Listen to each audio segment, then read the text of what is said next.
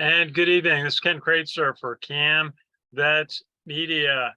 We just watched a very disappointing opening night game for Army, 17-13 loss at University of Louisiana Monroe, a game that Army had a 10-3 lead in, a 13-3 lead in actually, and thought they had control of the game going into the fourth quarter.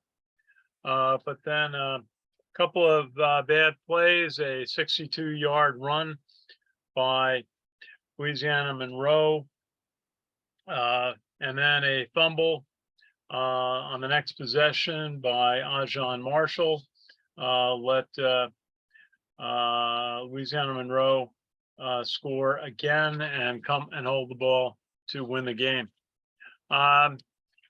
It was a game that seemed like it started out well with two interceptions by the defense in the first half. Bo Nicholas Ball ran one back for a touchdown, and then Max Domenico got an interception, but the Army offense couldn't punch that in for a touchdown, settled for a Quinn Moretsky field goal. Steve Chaloult', what was your impression of the game? I mean, that's not, the impression was, I think, what everybody had in terms of, just a disappointment, because there was a time in the third quarter when I had texted over to you, Ken, that I thought University of Louisiana Monroe was done. They were dropping like flies. We were running the ball. We were starting to grind it out a little bit. We could have taken control of the game and we had our foot on their throats, and we took it off. And the momentum shifted so very quickly that they got a second wind and then provided themselves with an opportunity to win the ball game. So, I was a little bit, not a little bit, I'm a lot disappointed in the way that we finished the game. It's the first game and the jury's still out, but this offense to me looked a lot like last year's offense, with a quarterback running the ball and a fullback running the ball just from 5 yards deep. So we gave everybody a 5-yard head start instead of attacking downhill. We didn't get the ball outside. We didn't pitch the ball. We and the one time that we did, Ajon had an incredible run, and he got very, very excited. If you watch the game on TV, you saw him get right into Coach Munkin's face and said something. Coach got excited, and I think that had something to do with him trying to make that play late in the fourth, late in the game that cost us the fumble, because he tried to get that little bit extra. I'm not going to fault him for fighting, but you got to do that with secured ball in hand. So, I'm anxious to see the decisions made coming out of this game in terms of what type of offense are we going to run? Are we going to be a little bit more balanced? Are we going to be a little bit more outside? How are we going to do all of that and still have fewer turnovers? Because we lost a turnover battle today and it cost us. So there's a lot of improvement. The cliches that always come out of this is, make your biggest jump between your first and second game. So hopefully we do that, but we can't have a false sense of security, because we're going to be playing against a Delaware State team that is not, a Division I FBS school that we're going to think that we have all things fixed. But we've got to figure it out, because we're going to be playing some teams this year that are not going to take us lightly. Yeah. Richard, what was your thought watching the game? My thought on the game, Ken, poor execution, especially when they were already, up 10-3 at halftime. You thought it was going to be cruise control, but the offense again was basically, inconsistent on some drives. The running game, if bringing up, the stats, third down efficiency was 6 of 15. Yeah, I was looking at that, and their total yards was 283. Inconsistency on the offense really did this Army team in tonight's game. Let's run through. Thank you, Richard. Let's run through game a little bit. The offense started pretty good. In fact, the defense forced a punt, and then Army got a 43-yard pass completion. Bryson Daly throwing on the run to Liam Fortner. But then inside the red zone, Bryson Daly fumbles trying to pass, and ULM recovered, and but the defense did force another punt. What did you think about that situation when Army couldn't score when they had it close on the first drive, Steve? Yeah, I think coming out of fall camp, when they're wearing red shirts, right, you don't get the understanding of the timing and the footwork. You should start getting the feeling, you should get that, raised hair on the back of your neck feeling that I got to get rid of the ball, or I got to tuck it and run because I'm running out of time in the pocket. And it's not, the Tom Brady's of the world had that feeling, and they knew how to slide to get away from that type of stuff. When you're wearing a red shirt all fall long, you're not feeling that timing. You're not understanding it. He just held on to that ball way too long. And then he got blindsided from the backside. And because, our line can only hold a block so long.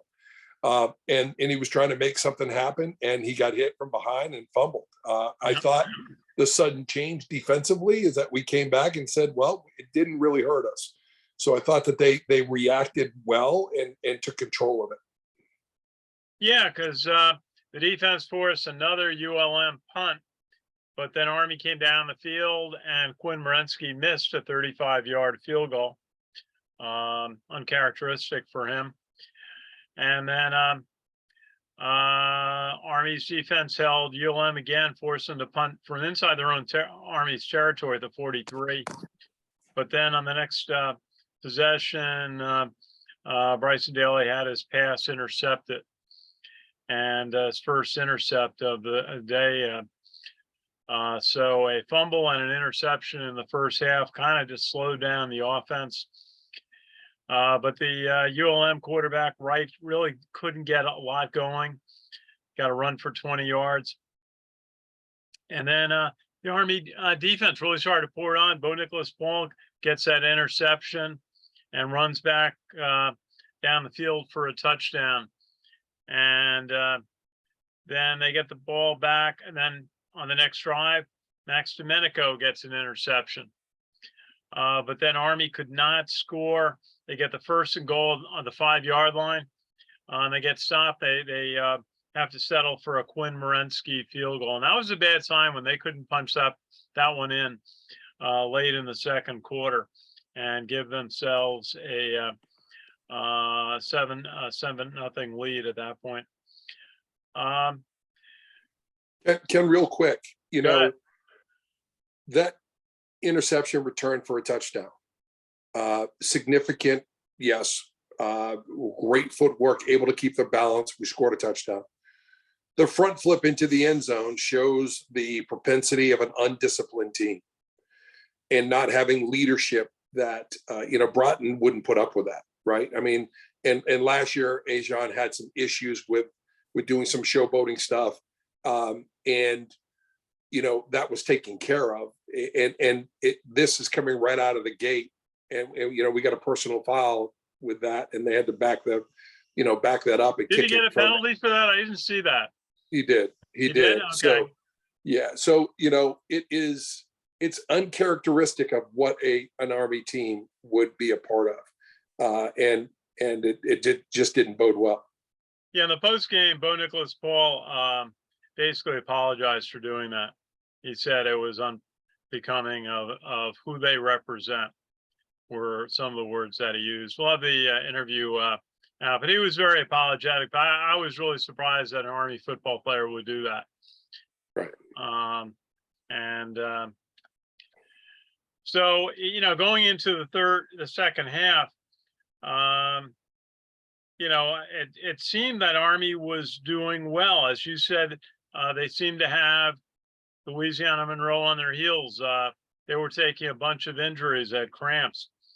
Army had outgained them 157-108 and won the time of possession. And I thought it was going good until Cooper Allen hits a 52-yard punt. He had a great punting day. But unfortunately, he was punting too often. But then Louisiana Monroe, Hunter Smith goes 62 yards for a touchdown. And that's, just that was so uncharacteristic. I thought O'Gara was a little bit out of position, an inside linebacker on that play. He seemed to get blocked. And it was one of those plays where I guess Louisiana Monroe sent all the receivers to the sideline routes to open up the middle. What did you see in that play? What did Army do wrong on the defense? When you live by the blitz, sometimes you're gonna die by the blitz. They caught us on a blitz on that play, and he got picked up. And that left a seam, right? So and they sprung it, and they did have the receivers out wide, so the middle of the field was exposed, and he went, and plays pop like that, but it shouldn't have been a factor. We should have had more of a lead at that point in time, and we should have better control of what was going on. You would think. And then right after that, they get the ball back. Ajon Marshall makes a 20-yard gain on it, and then let's defender knock the ball out of his hands. And that really turned the game around. If he could have held on, that ball, Coach Munkin talked about in the post game. If he had just, he said about ball possession and ball defense, that they practice it every single day. And if he had just gone down to the ground at that point, Army still was in pretty good shape, controlling the game. But then Louisiana Monroe went down the field, and they changed quarterbacks. They put in Hunter Herring, and he got a 9-yard touchdown pass that was reviewed, Tyrone Howell, in the right corner of the end zone. What did you think on that one, Steve? Did you think it was a touchdown?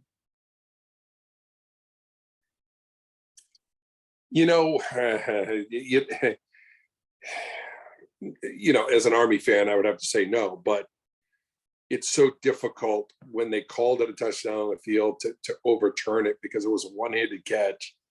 And what was the timing of possession of the catch versus when his foot, that back foot, the trailing foot, because the one that he planted down after the preceding step did not, it was out of bounds.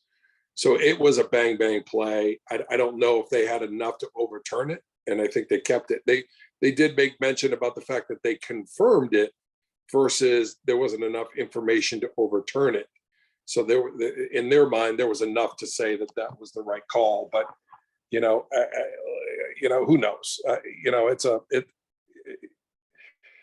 You got to take the good with the bad on that. I can't say that it was blatantly not, but it wasn't blatantly it was. So I just don't know. Okay. Well, it ended up being the game. Bryson Daly, 5 of 11, 121 yards, ran for 62 yards, but 3 turnovers. And really, I thought he struggled. I think we all did.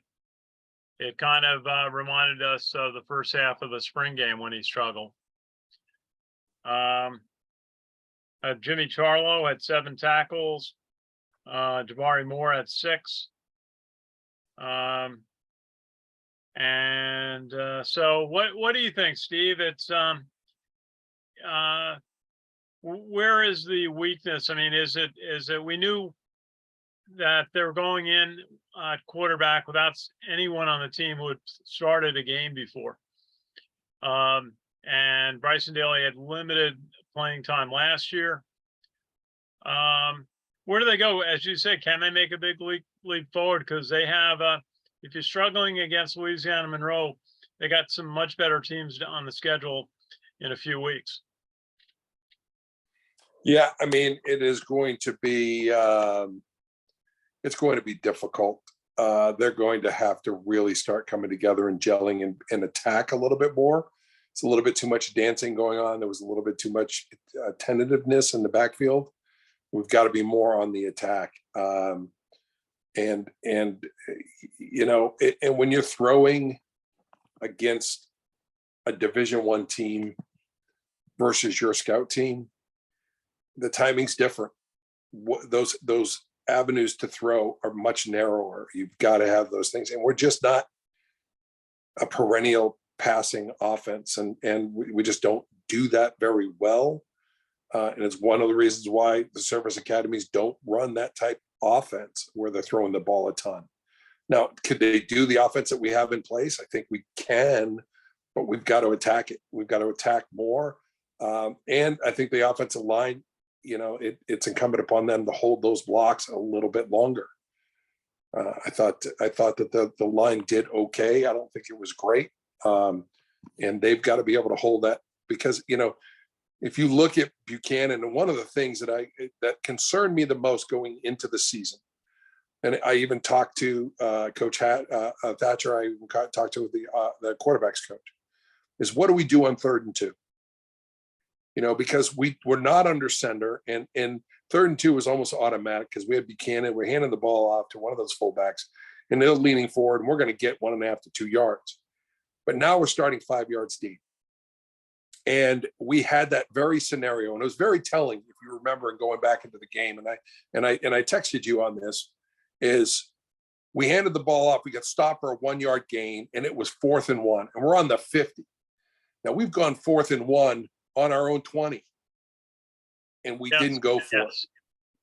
And we didn't go for it here. Well, and that's we Coach Munka was asked about that in the post game by Ken McMillan. And Coach said that he had called a fake. And then when they got out on the field, Louisiana Monroe kept their defense, and they didn't put their punt block defense in. So and I thought maybe that was the case, but that doesn't, you know, okay, they called a fake, but we should have confidence in our offense enough, and we've had it in the past, to do that without calling a fake. Everybody and their brother knows that coach is not afraid to run a fake punt. We do it all the time. Sometimes we do it too much, but it was 4th and 1 on the 50, and we couldn't line up, and we didn't have the confidence to line up and run the play. And that was always a concern, because you're 5 yards deep, and the angles of blocks. And if one person gets penetration, they can blow it up, and it could be a 3 yard loss. It's you know, it's the nature of that offense. And I was just hugely disappointed that we didn't have the confidence in what we can do that, to run that play.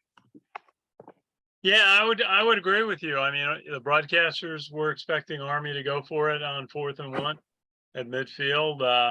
And Army fans said, you know, just, you know, we're talking back and forth about what Coach Munkin said he has an analytics card based on when he should go for 4th and 1s or so on, or go for field goal attempts.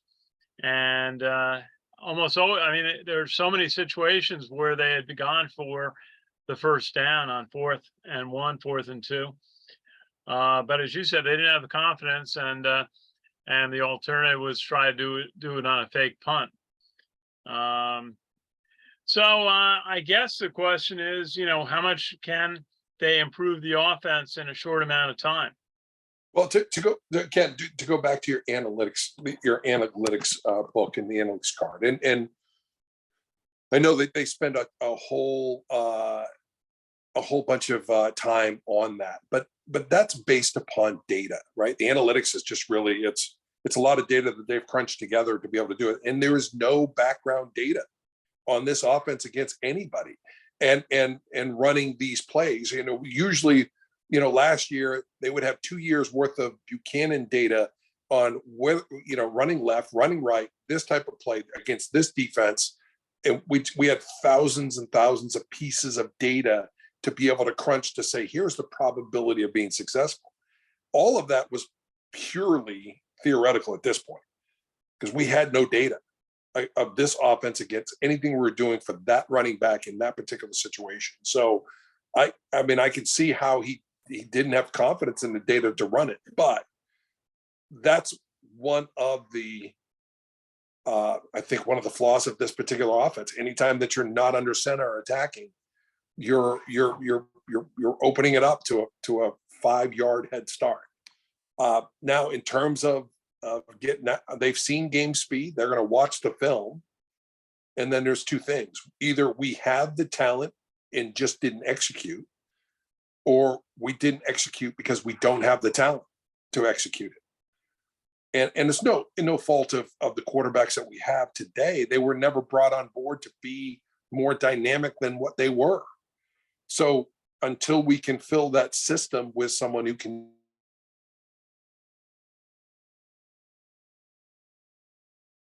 We lose you, Steve? Steve? Richard, why don't you, while we wait, Steve can reconnect. Why don't you go through some of the scores from today? Oh, okay, I will do that. On the college football scoreboard on this first Saturday of the college football season, number 2 Michigan 30-3 over East Carolina. Number 12 Tennessee all over Virginia 49-13. Colorado Deion Sanders a 42-45 victory for the Colorado Buffalo, the first win for the Buffalo on the season. Number 20 Oklahoma all over Arkansas State 73-0. Oklahoma is 1-0 on the season. Number 23 Iowa defeated Utah State 24-14. Iowa State is 1-0. They are the 25th ranked team in the country. Number 22 Ole Miss 73-7 over Mercer. Ole Miss is 1-0 on the season. Number 15 Oregon, talking about pouring it on with 81 points over Portland State. Number 3 the Ohio State Buckeyes 23-3 over the Indiana Hoosiers. Number 10 Washington a 56-19 win over Boise State. Number 11 Texas a 1-0 on the season with a 37-10 victory over Rice. Rice is 0-1 on the season. Number 13 Notre Dame, a very lucky 13 in the very lucky 13 because it's 56-3 over Tennessee State. Notre Dame is now 2-0 on the season, winning an earlier game against Navy on the season. Yep. And in that game, Sam Hardman passed for 194 yards and 2 touchdowns. Sam Harmon's going to be, he wins a couple more games, is going to be starting to become a Heisman candidate. Yep. Number 19, the Wisconsin Badgers 38-17 over Buffalo. The Badgers are 1-0 on the season. The defending national champion Georgia Bulldogs starting their march towards what could be a three-peat with a 48-7 victory over UT Martin. Georgia is 1-0 on the season. The USC Trojans 66-14 over Nevada, as USC is now 2-0 on the season. Nevada's suffering their first loss. Number 16 Kansas State 45-0 over Southern Mississippi. I mean Missouri, pardon me, Southern Missouri. That's excuse me. That is a victory.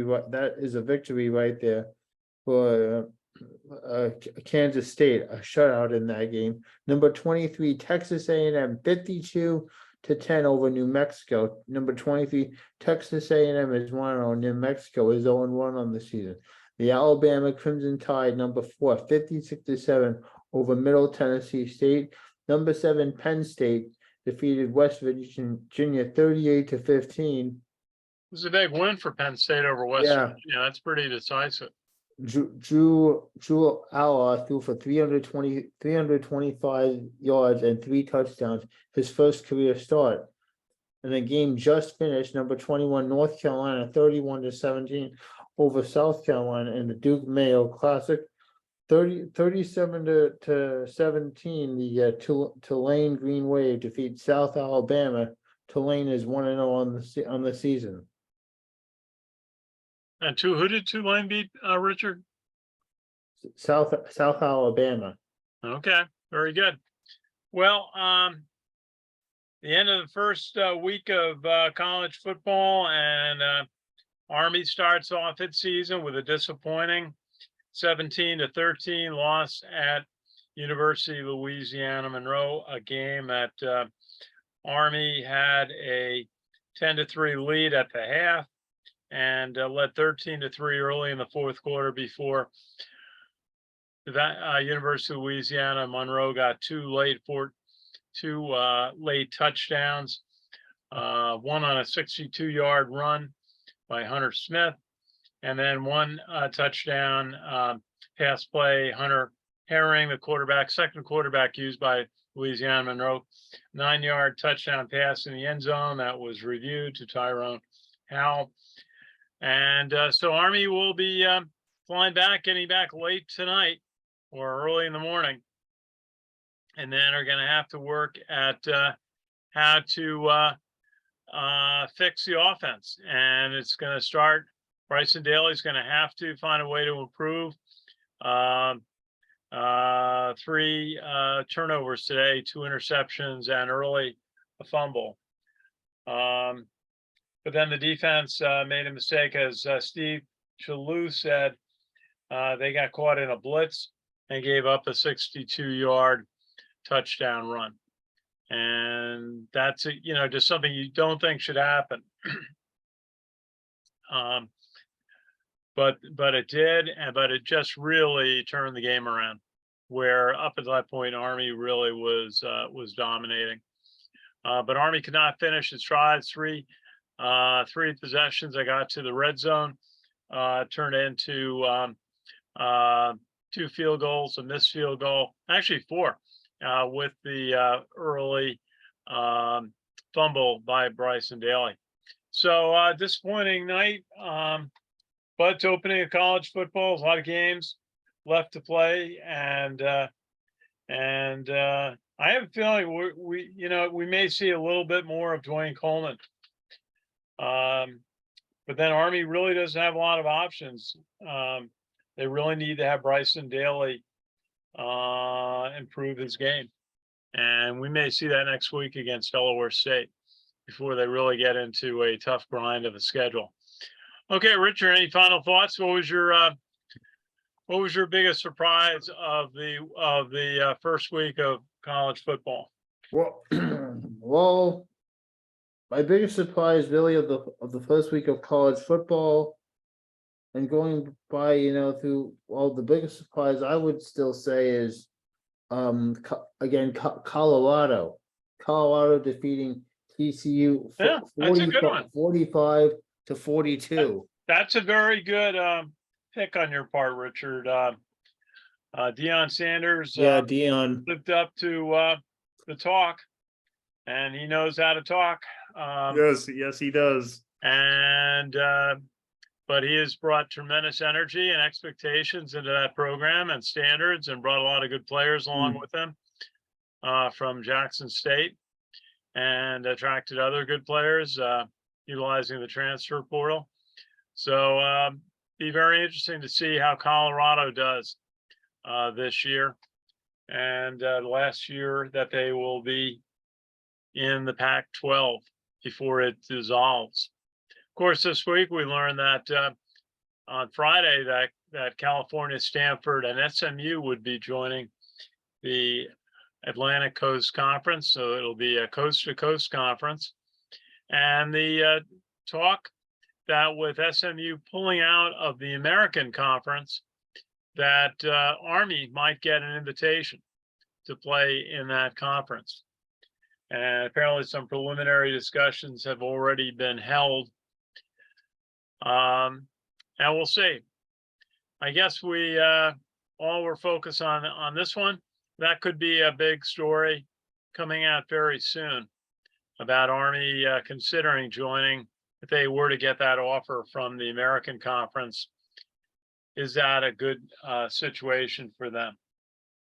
So we will see. Topic will probably come up at Coach Monken's Tuesday press conference. So Rich, I just want to thank you for your help today. You're welcome, Ken. Look forward to our Army football huddle on Tuesday evening. So I want to thank our major sponsor, the New York Yankees, the 27-time world champions. We appreciate their support. And